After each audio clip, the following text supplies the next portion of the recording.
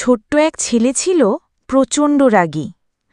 তাই দেখে বাবা তাকে একটা পেরেক ভর্তি ব্যাগ দিল এবং বলল যে যতবার তুমি রেগে যাবে ততবার একটা করে পেরেক আমাদের বাগানের কাঠের বেড়াতে লাগিয়ে আসবে। প্রথম দিনেই ছেলেটিকে বাগানে গিয়ে ৩৭টি পেরেক মারতে হল। পরের কয়েক সপ্তাহে ছেলেটি তার রাগকে কিছুটা নিয়ন্ত্রণে আনতে পারে। তাই প্রতিদিন কাঠে নতুন পেরেকের সংখ্যাও ধীরে ধীরে কমে এলো। সে বুঝতে পারল হাতুড়ি দিয়ে কাঠ বেড়ায় পেরেক বসানোর চেয়ে তার রাগকে নিয়ন্ত্রণ করা অনেক বেশি সহজ।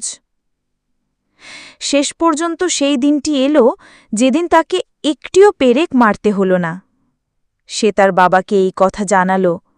তারা বাবা তাকে বলল, এখন তুমি যেসব দিনে তোমার রাগকে পুরোপুরি নিয়ন্ত্রণ করতে পারবে সেসব দিনে একটি একটি করে পেরেক খুলে ফেলো।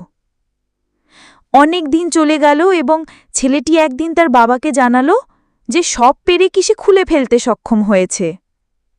তার বাবা এবার তাকে নিয়ে বাগানে গেল এবং কাঠের বেড়াটি দেখিয়ে বলল, তুমি খুব ভালোভাবে তোমার কাজ সম্পন্ন করেছ।